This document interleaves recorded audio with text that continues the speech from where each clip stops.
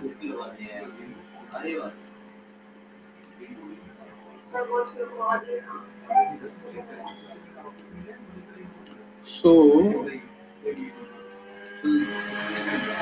yesterday we were discussing the second order response जहाँ पे हमने ये standard transfer function निकाल लिया था second order response का. These are the two standard transfer function of the second order system. These are two equations. Similar equation है, थोड़ा बहुत उसमें difference है कि we converted in a single sign term. ठीक है. So this is the response of the second order system. Then हमने discuss किया था your maximum overshoot, what is TR, rise time, what is TP, TP is the peak time and TS is the settling time.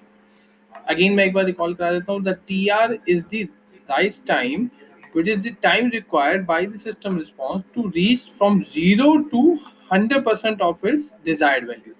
Step input है, यानी desired हमारी value जो होगी वो 1 होगी, तो 1 is our 100%.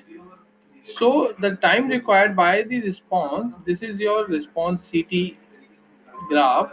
So time required by the response to reach from 0% of 0 to 100% of its final value. ठीक है. अभी 100% यहाँ पे भी आएगा, यहाँ पे भी आएगा, कई बार आएगा, लेकिन पहली बार ये 100% कब पहुंच रहा है. ठीक है. Then TP is the time required by the system to reach its peak time, peak overshoot. सबसे ज्यादा मैक्सिमम फर्स्ट ओवरशूट जो होता है वो मैक्सिमम ओवरशूट होता है. तो time required by the system to reach is peak value. तो पीक वैल्यू मेरी ये this value, it is the time required by the system to reach its peak value TP. Then settling time. Settling time is the time, आपको याद हो मैंने ये बताया था कि this response is called steady state response और SSR response and this is called your, ये क्या होता था, transient response.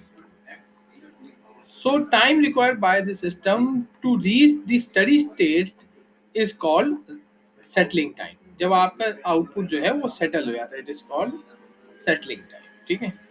This is your settling time. Then there is a term MP. MP is the peak overshoot. Peak overshoot की जितनी desired value है, desired value, let me clear all this. Let me जितनी desired value है मेरी 1 और उससे maximum कितने high value पे जा रहा है, this is the peak value of the system. तो overshoot, maximum overshoot MP means the overshoot above the desired value is called the maximum overshoot. The maximum overshoot above the desired value is MP. So this is your MP. These are five terms which are used to in the time domain specification of second order system. ठीक है. TD is also there. TD is the time required by the system to reach its 50% of its final value. Again final value 1 है, 50% 0.5 होगा. तो 0.5 पहुंचने में जितना time required होता है that is called TD. It is called delay time. TD stands for delay time. ठीक है. तो अब हमें इन सब के फॉर्मूलेस निकालने हैं. पहला देखते हैं rise time. The rise time, the time required for the response to rise from 0 to 100% of its final value. ठीक है. This is the particular definition. This 0 to 100% of its final value. Again हमारे system जो होते हैं under damped, over damped, undamped और critically damped होते हैं, जो हमने पहले दिन देखे थे. तो अंडर डैम्ड मतलब जो हमारा कंट्रोल्ड सिस्टम है. ओवर डैम्ड मतलब जिसमें डैम्पिंग बहुत ज्यादा हो गई है, तो आपका रिस्पॉन्स जो आना था वो इस तरह से करके ऐसे ऐसे करके इस डिजायर्ड वैल्यू के आसपास आना था. तो ये ओवर डैम्ड मतलब इतना ज्यादा डैम्पिंग होती है, damping is too much high. Over damp की कंडीशन होती है जब जीटा की वैल्यू आपकी ग्रेटर देन 1 होती है. अंडर डैम्प की कंडीशन होती है जब जीटा की वैल्यू आपकी लेस देन 1 होती है. तो जब जीटा की वैल्यू 1 से ज्यादा हो गई तो डैम्पिंग इतनी ज्यादा हो गई कि ये इतना ज्यादा दब गया ऑसिलेशन कि ये पहुंच ही नहीं पा रहा अपनी डिजायर्ड वैल्यू पे भी, ये इसके पहले जा रहा है कुछ. तो this is your over damp. So the definition of rise time is 0 to 100% of its final value is called rise time. Under damp system है तो 0 to 100% ही लेते हैं. अगर ओवर डैम्प सिस्टम है तो 0 to 90% of its final value, because वो अपनी 100% value को तो ओवर डैम्प सिस्टम में कभी अचीव ही नहीं करेगा. ये तो इस तरह से सरप्राइज ही रहेगा. तो ये 90%, तो इसमें 10% का तो हमेशा रहेगा. तो ये 100% वैल्यू अचीव ही नहीं करेगा. तो हम कैलकुलेशन करते हैं खाली अंडर डैम्प सिस्टम के लिए, हम कैलकुलेशन ओवर डैम्प सिस्टम के लिए नहीं करते. ओवर डैम्प सिस्टम वैसे भी अनकंट्रोल सिस्टम होते हैं, तो वो सिस्टम वैसे भी हमारे लिए यूजलेस होते हैं. ठीक है. So again the rise time is the time required for the response of to rise 0 to 100% of its final value. Final value in case of step input क्या है आपकी 1. So the final value, let us use this equation ct equals to जो second order system की हमारी standard response था for step input. ठीक है, तो हमें निकालना है T R rise time. Rise time क्या है, जहाँ पे आपकी वैल्यू जो है, जो आपका रिस्पॉन्स जो है वो फाइनल वैल्यू को अचीव कर लेता है. यानी योर सी टी क्या हो जाएगा, यहाँ पे फाइनल वैल्यू क्या होनी चाहिए, दैट इज 1. ठीक है, स्टेप इनपुट है, डिजायर्ड आउटपुट जो है हमारा 1 है, जो इनपुट होता है वही डिजायर्ड आउटपुट होता है, तो सी टी इक्वल्स टू 1. तो सी टी की वैल्यू हमारी ये सी टी 1 होनी चाहिए. तो time at which C T equals to 1 is called rise time. तो मैं कह दूंगा let T equals to T R.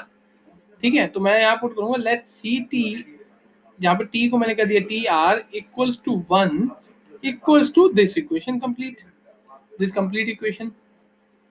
ठीक है, तो यहां से जो टी की वैल्यू निकल के आएगी that will called T R.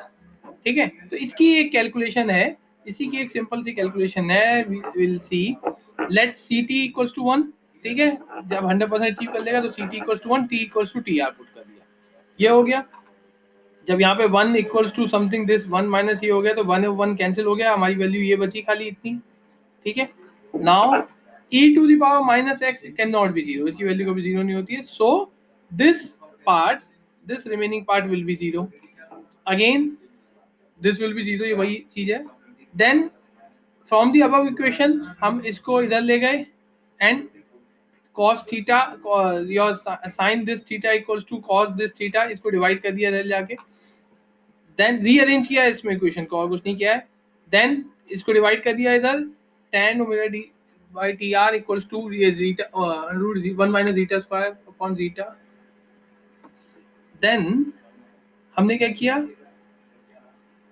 tan को इनवर्स ले गए उधर.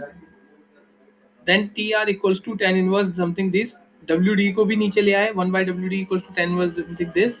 Then your t r will be, मैंने इस पर्टिकुलर इक्वेशन में tan minus theta will be put in pi minus tan this. ठीक है, pi minus tan this. This is the formula for your rise time.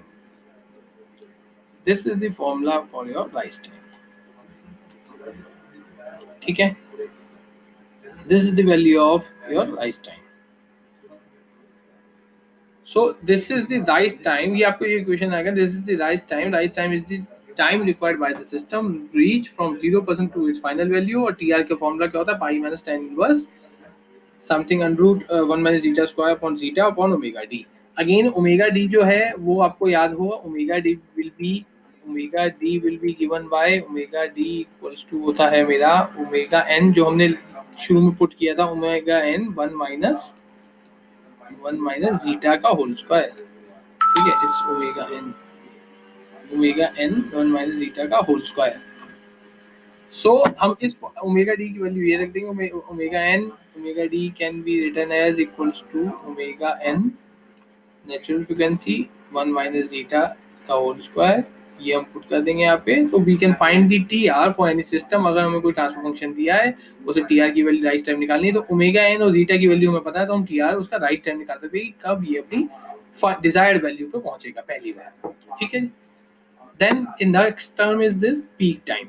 Peak time, again peak time, the peak time TP is the simply time required by the response to reach its first peak, that is the peak of the first cycle of the oscillation or first overshoot. ठीक है, मैं आपको graph दिखाता हूँ एक बार पीछे फिर से. this so this is your TP, this is your TP कि पहला ओवरशूट जब आ रहा है यहाँ तक पहुंचने के लिए जो टाइम रिक्वायर्ड होता है that is called TP, your peak time. और ये पीक वैल्यू है, इससे ज़्यादा वैल्यू नहीं होगी. सो आवर टीपी अब again this is your equation. आपके पास एक फंक्शन है, let me ask U A question. आपके पास फंक्शन है एक एफ एक्स. ठीक है, F x something x square plus something 2x plus 5, और आपसे कहा है कि इस एफ एक्स की मैक्सिमम वैल्यू बताओ कब होगी. तो कैसे निकालते हैं, व्हाट इज द डेफिनेशन, कैसे करते हो, क्या मैथमेटिकल क्या एक्सप्रेशन यूज करते हो इस फंक्शन की. यस, कोई अनम्यूट करके बताए मुझे. Yes, anyone.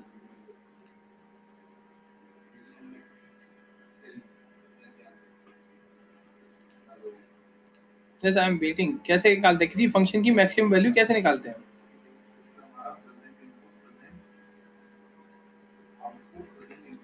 कोई बताओ, कोई भी और बताओ।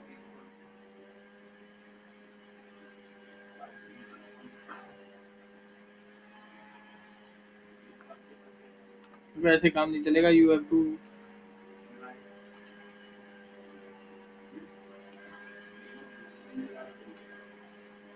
सी मैक्सिमम वैल्यू जो निकालते हैं, मेरे ख्याल से थोड़ा सा आप भूल गए हो। द मैक्सिमम वैल्यू क्या होगी? 2। जो भी उसकी वैल्यू होगी, आई एम नॉट आस्किंग कि मैं मेथड पूछ रहा हूँ। Method, what is the method? Method is कैसे निकालते हैं कि मैं इसको डिफरेंशिएट करूंगा D F x by D x, ठीक है जी, और वहां पे एक उसको इक्वल टू पुट कर दूंगा 0। तो अगर मैं उसका डिफरेंशिएशन करके इक्वल टू 0 पुट कर दूं, अब x की जो वैल्यू आएगी वहां पे ये फंक्शन जो है मेरा एफ एक्स मैक्सिमम होगा। यही होता था, इस x की वैल्यू पे ये फंक्शन मेरा मैक्सिमम होगा। Differentiate the function, find the value of x, and at that value of x your function will be maximum. ठीक है, differentiate the function, put it equals to 0 and find the value of x। वहां पे जो x की value आएंगी at that time the function will be maximum.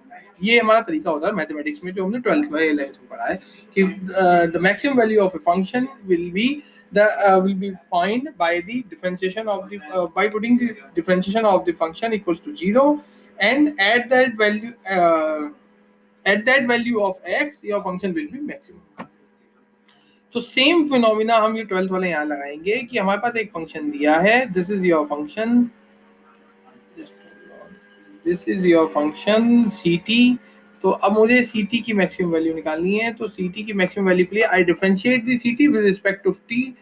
अब x की जगह यहाँ पे t है, तो I differentiate this C T with respect of t, then ct dct by dt will be put it equals to 0, and I find the value of t, that is the time at which the function is maximum, so that particular time is called peak time। So in order to find the peak, let us differentiate the above equation with respect to t। ये हमने differentiate कर दिया, ठीक है। Then we put it equals to 0। इसको differentiate किया, 1 का differentiation 0 हो गया, 1 का differentiation 0 हो गया। Then e ये है e, एक function e to the power t into this function. तो पहले दो फंक्शन का है तो पार्ट्स में होगा, पहले दिस इसका डिफरेंशिएशन ये ऐसे ही आएगा, देन ये e to the power minus t ऐसे ही आएगा, देन इसका डिफरेंशिएशन। तो वही हमने किया, पहले e टू द पावर का डिफरेंशिएशन कर दिया यहाँ पे, तो ये माइनस माइनस प्लस हो गया, योर जीटा ओमेगा एन आ गया। ये फंक्शन ऐसे ही लिख दिया, then e to the power minus zeta omega n t को ऐसे ही लिख दिया, इस फंक्शन का डिफरेंशिएशन कर दिया। कॉस का डिफरेंशिएशन माइनस साइन टी होता है, और ये ओमेगा डी बाहर आ गया, omega d minus sine t, then sine का कॉस होता है, ठीक है, तो साइन का कॉस कर दिया, बाकी ओमेगा डी अगेन इसमें भी यहाँ पे। सो what we did, we differentiate the function to find the maximum point at which the function is maximum, the point at which the function is maximum। तो we differentiate with respect to t, put it equals to 0, 0 के equal put कर दिया, then यहाँ से हम t की value rearrange करेंगे और यहाँ से t की वैल्यू निकालेंगे, ठीक है। रीअरेंज किया इससे, अब रीअरेंज करने के बाद ये रूट 1 माइनस ओमेगा डी की वैल्यू रख दी है मैंने यहाँ पे, और कुछ नहीं किया रीअरेंज करने में। ओमेगा डी की वैल्यू होती है omega n 1 minus zeta square रख दी है, तो ये 1 माइनस जीटा स्क्वायर, तो 1 माइनस जीटा स्क्वायर कैंसिल हो गया। देन ये जो कंप्लीट फंक्शन है this is equal to this, ये पूरा फंक्शन कैंसिल हो जाएगा, यहाँ पे मैंने दोबारा दिखाया है, ये function will be cancel by this, ठीक है। देन ये बीच वाले फंक्शन बने again e to the power minus x can not be equals to 0, ठीक है। Then this equals to 0, again मैंने इसे रीअरेंज किया, this is formula of sine A plus sine A plus B, sine A plus B का formula बनाया मैंने, तो this equation will be reduced in this. Then again sine 0 कब होता है, साइन थीटा कब 0 होता है, when sine equal will be n pi, when sin will be n pi, sin n pi will be 0 always। So I put it sin omega dt equals to 0, ठीक है। Again मेरा ये function तो 0 नहीं हो सकता, तो साइन ही 0 हो सकता है, क्योंकि इन जीटा ओमेगा एन की तो कोई वैल्यूज होंगी। Sine omega dt equals to 0, sine omega d t equals to sine inverse zero, sine inverse zero की वैल्यू होती है एन पाई, ठीक है। तो टी की वैल्यू हो गई t equals to N pi upon omega d को मैं इधर ले आया omega d. So since your TP, this is your value of TP, or TP will be omega pi omega d upon omega d, or you can write it pi, यहाँ पे करता हूँ मैं, your TP, this is your TP equals to your under root, sorry, your TP will be equal to n pi upon omega D की value मैंने वही रख दी जो मेरी है omega N under root one minus zeta square. So इस पूरी इक्वेशन को सॉल्व करके मैं ये जो इक्वेशन हमने यहाँ लिखी थी मैं दोबारा से एक बार दिखा दूँ, ये इसको सॉल्व करके मेरा ये आया, ठीक है। देन मैंने क्या किया, ओमेगा डी टी यहाँ से कॉमन ले लिया है और ये इक्वेशन अंदर बची है, ठीक है। ओमेगा डी टी यहाँ से कॉमन ले लिया है, ये साइन ओमेगा डी टी, और ये इक्वेशन बची, ये this equation can not equals to zero, ठीक है। This equation can not equals to zero, तो साइन ओमेगा डी टी ही जीरो होगा, साइन की वैल्यू जीरो होती है, साइन में जीरो की वैल्यू आती है। सो मैंने साइन इक्वल इसको साइन को इनवर्स ले गया, साइन जीरो की वैल्यू होती है एन पाई रख दी, my T P will be N pi over omega D की वैल्यू होती है omega N under root one minus zeta square रख दी। तो my T P, my peak overshoot is equals to N pi upon omega D, और we can say N pi upon omega N under root one minus zeta square. N stands for number of oscillations. अब आपको, आपने ध्यान से उस figure में देखा हो, this is your this is your graph. So एक ओवरशूट यहाँ आ रहा है, एक ओवरशूट यहाँ भी ये अपनी मैक्सिमम वैल्यू पे है, पहले कम हुआ फिर मैक्सिमम हुआ, बार बार ओवरशूट्स आ रहे हैं। तो n stands for first overshoot, second अगर टू रखोगे तो टू ओवरशूट, थर्ड रखोगे तो third overshoot. So since for under damped system the first peak is the maximum, यही मैक्सिमम होता है, इसके बाद तो ये कम होते आते हैं oscillation. So therefore n equals to 1 रख देंगे हम। So therefore we put n equals to 1, so our formula will be reduced for peak time equals to pi upon omega d. So we can say pi upon omega d की value again omega n under root one minus zeta square, one minus zeta square, ठीक है। So this is the formula for the peak time. एक चीज और हमारी है now maximum overshoot. The maximum overshoot is straight way difference between the magnitude of, यहाँ तक clear है सबको, ठीक है। दो हमने फॉर्मूले निकाले हैं, टीपी का और टीआर का भी, ठीक है। Now maximum overshoot is the state with difference between the magnitude of highest peak of the time response and magnitude of steady state. Steady state मतलब मैं यहाँ पे ग्राफ फिर से ड्रॉ करता हूँ आपको।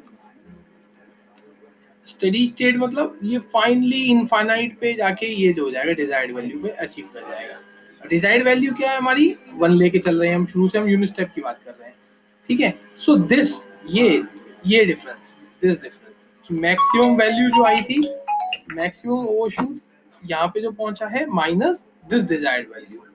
तो this value, this your maximum value, this is your CTP and your desired value है आपकी 1 at infinite पे जो होगी 1। so this is your maximum overshoot, this is called maximum overshoot, is the difference between the magnitude of highest peak to the magnitude of the steady state, ठीक है। Again अब ये कैसे निकालेंगे,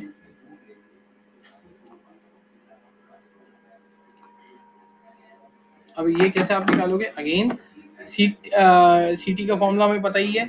अब CT at t equals to TP, ये peak time है आपका। वो सिस्टम इस पीक वैल्यू पे कब पहुंचेगा, जब टाइम इतना होगा, TP equals to pi by omega d, ठीक है।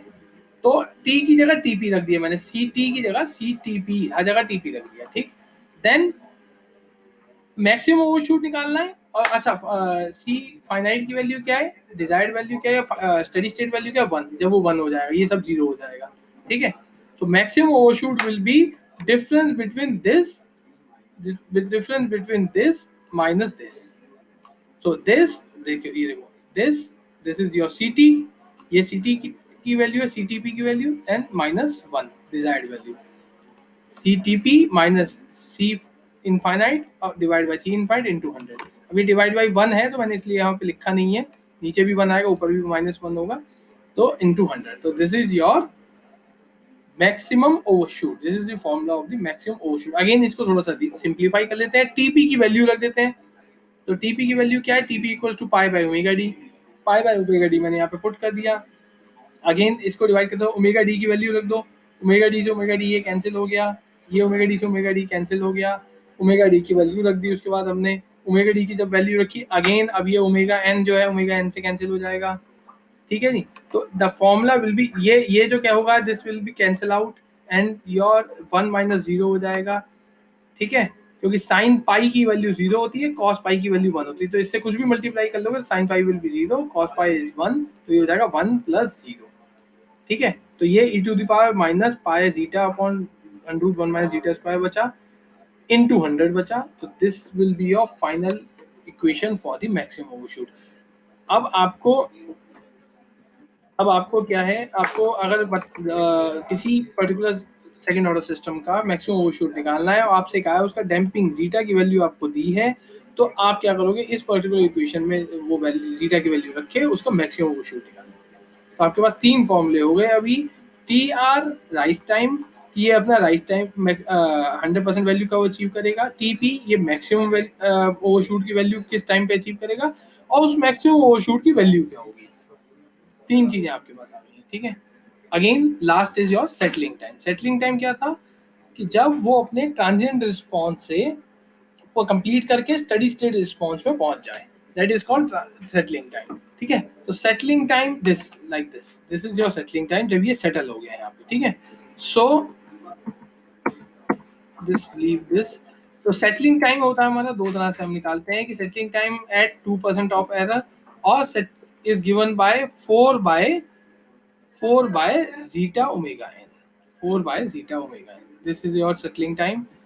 and settling time of 5% of error, अगर 5% error है, that will be given by 4 by zeta omega 3 by zeta omega। this is the formula of settling time। again ये formula भी वैसे ही drive है कि 98% मतलब 0.98 वैल्यू रख देंगे सीटी की, वहां से निकाल देंगे, या 0.95 रख देंगे, वहां से निकाल देंगे। You need not to go through the derivation, वो 3 डेरिवेशन ही हमारे से रिलेटेड हैं। This formula you need not you need to remember directly. Settling time is 4 by zeta omega n for 2% error, अगर वो कह रहा है, कि नहीं 5% एरर है मेरे सिस्टम में, तो settling time will be given bye 3 by zeta omega n। So these 4 formulas, the summary of time domain specification, ये 4 फॉर्मूला हमने आज देखे हैं, ठीक है। यहाँ t are equals to pi minus theta omega N under root 1 minus zeta square. Theta जो है यहाँ पे, theta stands for your tan inverse under root 1 minus zeta square on zeta। So this is your theta here। Again TP equals to pi by omega d, ठीक है, और omega D की value है omega N under root 1 by zeta square. Settling time जो है 2% error है, तो 4 bye zeta omega N, ये 4% नहीं है, this is not 4%,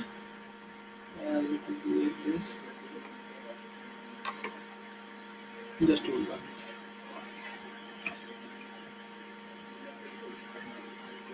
this is your 5%। So for 5% your settling time will be 3 by zeta omega n। maximum overshoot जो है वो e to the power minus pi zeta upon under root 1 minus zeta का whole square into 100। So these are the 4 time domain specification which you need to remember। और इसके derivation भी आने चाहिए आपको, राइस टाइम का, पीक टाइम का, maximum overshoot का, ये भी पूछे जा सकते हैं। देन इनके बेसिस पे क्वेश्चन भी पूछा जा सकता है। आपको क्या होगा, आपको एक ट्रांसफर फंक्शन दे देंगे, वो समथिंग लाइक दिस, मैं आपको बोला था, आपको एक ट्रांसफर फंक्शन दे देंगे कि एक c s by r s की वैल्यू आपको दी है, that is your 25 upon s square plus let's say 10s, 10s it is s plus 25, ठीक है। तो एक ट्रांसफर फंक्शन दे दिया कि second order system is given by the following transfer function, find the rise time, peak time and maximum overshoot.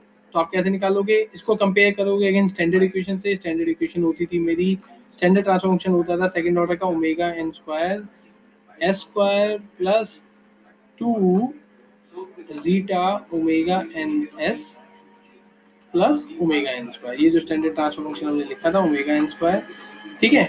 तो अब यहाँ से कंपेयर करेंगे ओमेगा एन से, ओमेगा एन को कंपेयर करेंगे, this omega n is equals to this 25, 2 zeta omega n equals to 10। तो यहाँ से आप ओमेगा एन और जीटा की वैल्यू निकालेंगे, देन आप ये सारे फॉर्मूलाज को यूज करके इसका पीक टाइम, राइज टाइम, इसकी स्पेसिफिकेशन निकाल सकते हैं।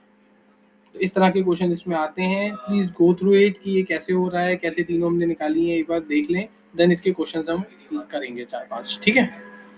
So this is all for today. Bye.